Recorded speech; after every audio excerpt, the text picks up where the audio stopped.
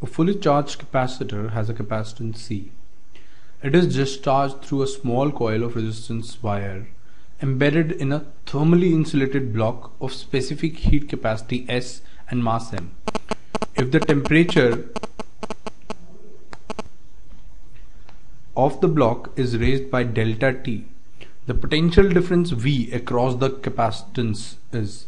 This V is basically the initial V which was there before it was discharged, right? Now what is happening? This capacitor, let us see this. There is a capacitor and this is being discharged through a resistance, right? Now this resistance is in a block whose what is given? Specific heat capacity S and the temperature rise delta T, and the mass of the thermally insulated block is given, right? Now this is basically the hint how we have to solve the question, right? Now what is happening? If it is given M, it is given S, it is delta T. So what is this? From thermodynamics you might be knowing delta Q will be equal to ms delta T. This is basically the heat liberated, right? If the heat absorbed, basically if the temperature is raised, so the heat absorbed by the block, thermally insulated block, is this much, right? Now where will this heat come from?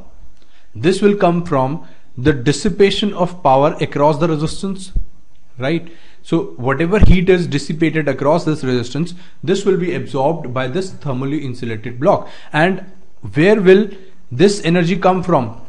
It will basically come from the capacitor. So how much heat will be going? Since this capacitor is fully discharged, it is fully discharged, that means initially it was having some energy, it was charged through a potential difference V, and it was having a capacitance C. That means initial energy what was how much? Half CV square. Finally it is what? 0. This will be going across all the heat that is dissipated across this resistance, that means delta Q, right? It implies half CV square will be equal to what? MS delta T. Now what is asked in the question? We are asked the value of V. That means V will be equal to under root of 2 ms delta T over C, right? So this is basically the potential difference. So that means the correct answer is basically C, although this is a small mistake here in the question. It was not C. C was not given in the question, right? So it was 2 ms delta T upon C. This is just a typing error, right?